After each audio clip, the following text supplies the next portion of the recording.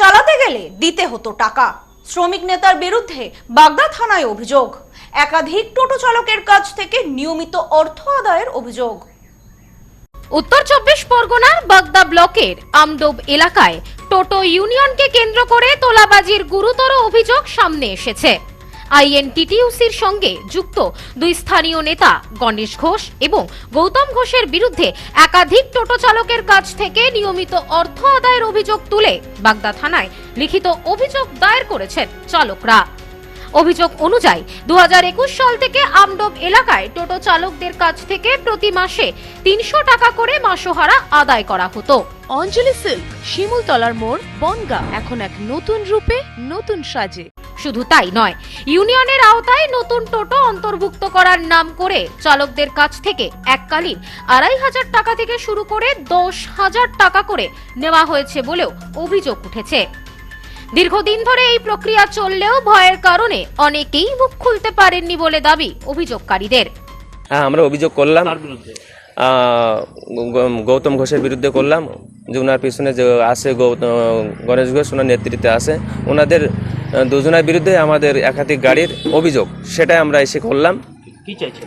আমরা চাইছি যে সরকারের কাছে এটাই বলতে চাইছি যে আইনত ব্যবস্থা, শাসনের ব্যবস্থা যেটা হয় সেটা যাতে সোলা পাই, আমরা গরিব মানুষ খেটে কমে খাই, আমরা যেন সুব্যবস্থা সেটা এমনই করুক যেন আমরা গরিব মানুষ খেটে কমে খাওয়ার রাস্তাটা পাই।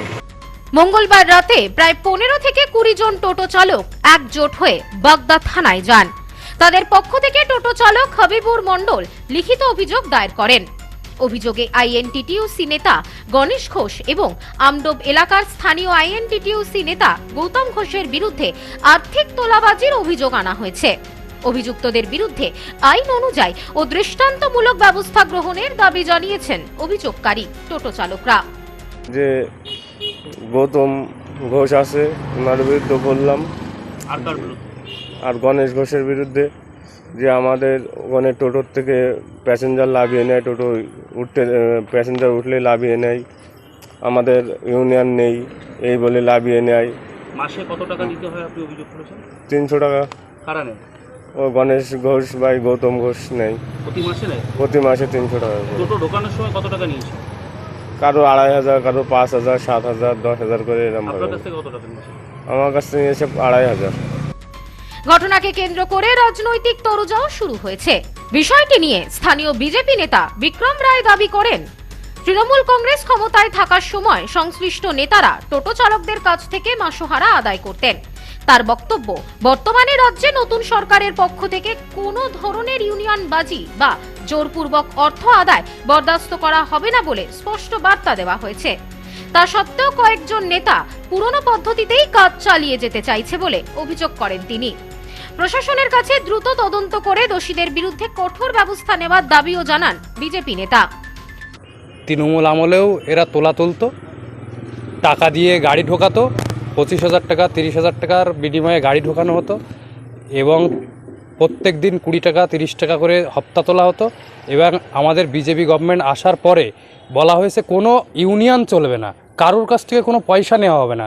তা সত্ত্বেও এখনও পর্যন্ত ওই ইউনিয়ন থেকে টাকা তোলা হচ্ছে। ইউনিয়নে ঢোকার জন্য নতুন গাড়ি যারা কিনছে তাদেরকে ঢুকতে গেলে পয়সা চাচ্ছে। তো আমরা চাই কোনো ইউনিয়নবাজি চলবে না, সাধারণ মানুষ সবাই করে কমে খাক। অন্যদিকে অভিযোগের ভিত্তিতে পুলিশ কি পদক্ষেপ গ্রহণ করে সেই দিকেই এখন নজর টোটো চালক এবং এলাকার বাসিন্দাদের। Bureau report, news no man's land, Bagda. New PC jewellers, সম্পর্ক গড়ে দেয়। বনগাঁতে আমাদের 3টি শোরুম প্রতিদিনই খোলা। New PC jewellers, Bongaon Batar মোড়। New PC jewellers branch, Kumudini স্কুলের বিপরীতে। New PC jewellers beauty, Motiganj, Hatkhola. আমাদের এখানে সোনা কিনুন পেপারের দামে।